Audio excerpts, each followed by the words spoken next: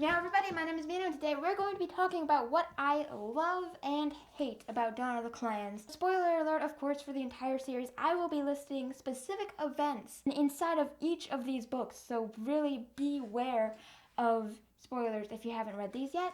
Another thing that I wanted to mention before we get going is that this is not going to be a review of Dawn of the Clans. I will not be going over all the different events in order and talking about what I think about them. No, I'm going to be talking specifically about what makes me love Dawn of the Clans so much and the bits that I wish had been better. I'm not going to be talking and reviewing any characters or any events. I will only be talking about what I love and what I hate. Disclaimer, another one. I am super biased towards Dawn of the Clans. It was the very first series that I'd read inside of Warriors. So to me, Dawn of the Clans is like Prophecies Begin for most of you. And so there's just this crap ton of nostalgia just piled up onto all these books. And each time I read them, I'm like 8 years old again. That's pretty much how it is. So I have nostalgia and I love these books. They are really good Warriors books. So I am definitely very biased. However, I'm going to be talking about some chances that Dawn of the Clans missed to make me love it even more. I'm not like critiquing it as far as writing goes. I'm just saying what I think would have gone better and what would have made me like them more. So, with all that said and done, let's get started finally. Okay, so let's start with what we dislike so that we can end on a positive note. The first big thing that just bothers me so much is that pretty much any time a cat falls in love in any way, it's like instantaneous. The cat sees a pretty other cat, and then, woo, they're mates, next chapter. And I'm like, what? You don't even know each other's name? Like, you didn't even talk? Like, you haven't even known each other for a day, and now you're mates? What the heck? But there are some examples of good pairings that are not instantaneous like this. For example, Greywing and Turtletail definitely is not just instant love, like love at first sight. They knew each other since kithood, and it took them forever to get together. Storm and Clear Sky, however, is a good example of this. Storm just stops in her tracks, sees this beautiful Tom, Clear Sky, and just falls for him and forgets everything that happened with Greywing and everything, and then just woo, they're mates in the next week, and then she's expecting his kids. Same thing with Clear Sky and Starflower, just slightly less so. They knew each other for maybe a day before they started thinking about each other romantically, and then, like, let's see another example. Thunder and Violet Dawn. That's the same thing. Oh, she's so pretty. I'm gonna marry her one day. Like, okay, yes, maybe sometimes young Toms think that, but it came true and she liked him back, like, instantly, too. I mean, I guess, like, they've never met each other. And, like, the first time they meet, it's all awkward and romantic already. Like, what? Okay, but anyhow, as I said, there are some great ships in there that are not instantaneous. So this does not apply to everything, but I just think there's too much of it. Too much love at first sight. Too much of it. And I really think that love at first sight kind of thing that just happens over and over again, it takes away from a relationship instead of adding to it. And so I just really wish that at least some of the relationships have been more developed before they actually got together.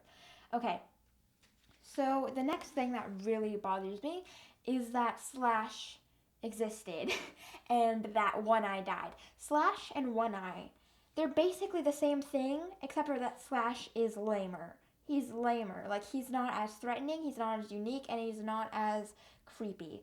Like, One Eye, he's kind of old, and he's really experienced, and he's missing an eye, and he has scars all over him, and he has this huge mass of cats, and he doesn't talk very often, and he has like this symbol he puts on their paw to show that they're his cats. Like, that's cool, and that's just a very unique villain there, and a very good one, a very threatening one, and one that did and can do a lot of damage, and he did. So, like, why did you get rid of him so soon? I really like how he got taken out, how they used nature to their advantage. That was a very unique way to defeat a villain, and we've never seen anything like it before. Usually it's just like claws, claws, slash, slash, claws, blood, dead villain, yay. But this time there was a lot of planning that went into it. There were very, very high stakes with Clear Sky's life on the line, as well as the entirety of his group stuck under One Eye's control. The stakes were insanely high, and their plan, it could have gone very wrong, but it went well, and it was very satisfying, and it was a really great thing. But I just wish it had been moved later on so that Slash didn't have to exist. Because Slash, he's basically like One Eye, but younger, less experienced, with fewer cats under his control, and less strategic, less cunning, and more of a bully. So really, he's more generic. That's a fact. And his whole thing was just a lot less satisfying. It was interesting to see a kidnap, which had never happened before in Warriors, as far as my brain can remember.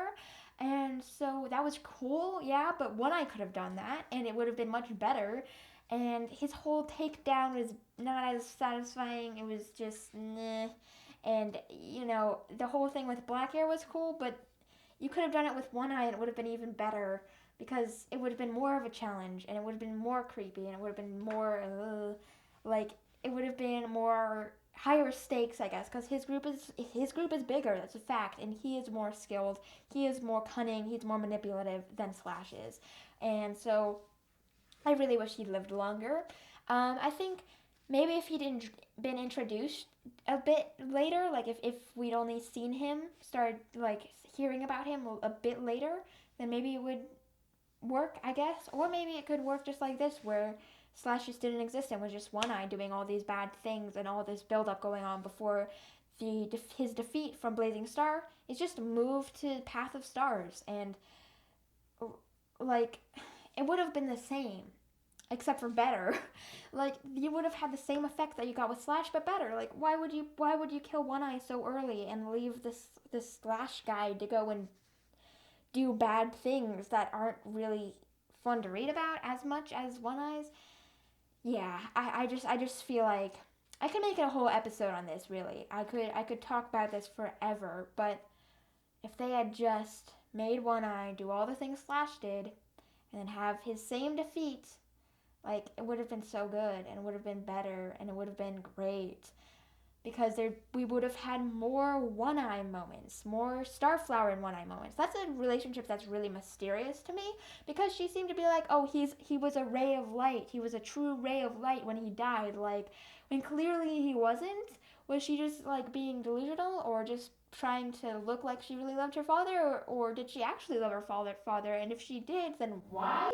And was everything One Eye did for Starflower?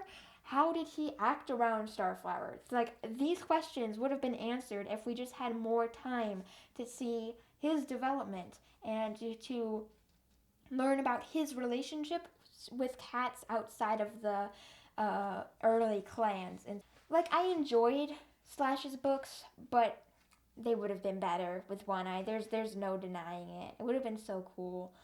Maybe the Force Divided here would have been a bit more difficult, though, because, like, how can Clear Sky's cats divide? But maybe you could have moved this whole division thing into a later book, and then killed One Eye early on or in the middle of this book, and then divide it after. I don't know. There's so many different things you could do to incorporate One Eye and get rid of Slash and get a better result. So I really just wish, But it's okay. I like these books just fine. These books here with Slash in them instead of One Eye. They could have been better, but hey, they're great. They're still great. So let's move on to what I love. The characters. The characters. They are so good. They are the best characters in Warriors, in my opinion. Maybe some cats from Prophecies Begin get kind of close, but every time I reread this series, I learn something new about minor characters that really shouldn't have a personality based off of the rules of Warriors so far, right? Like the really background characters that really don't do much, none of them ever have characters. Like, do you know who Dunos is? Or Amber Moon? Or Myrtle Paw? Like, who are they, right? They're minor characters, and you don't really know who they are, and you don't need to, so they don't give them any development. But these minor characters, Jackdaw's Cry, Shattered Ice, Hawk Swoop, all those cats, they're very, very well done. And I like how they can have their own character without having to take the spotlight. They can be background characters and have their own personality. So it's like we didn't get to see much of them.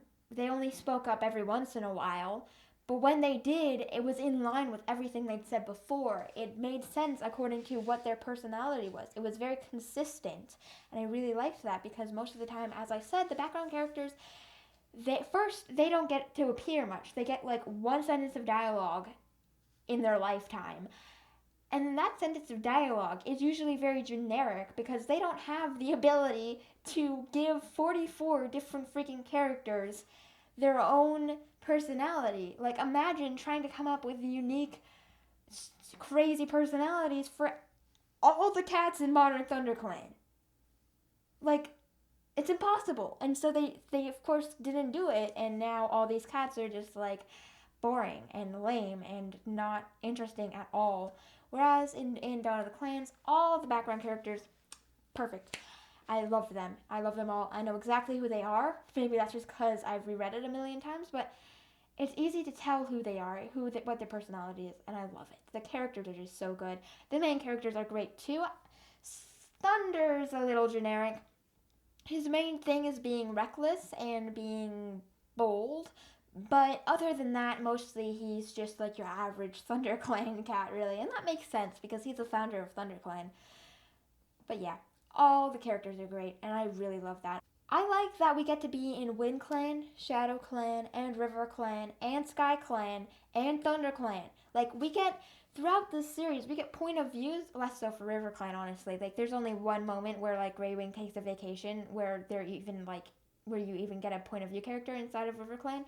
But mostly, for the most part, you get a point of view in each clan at some point, whether it be Greywing, like being indecisive about where he wants to live, or Clear Sky living in Sky Clan, or Thunder living in Thunder Clan.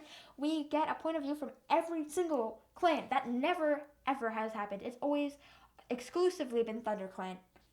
Just the fact that, like, each clan gets even more development, and we learn about every clan's early days and not just Thunder clans.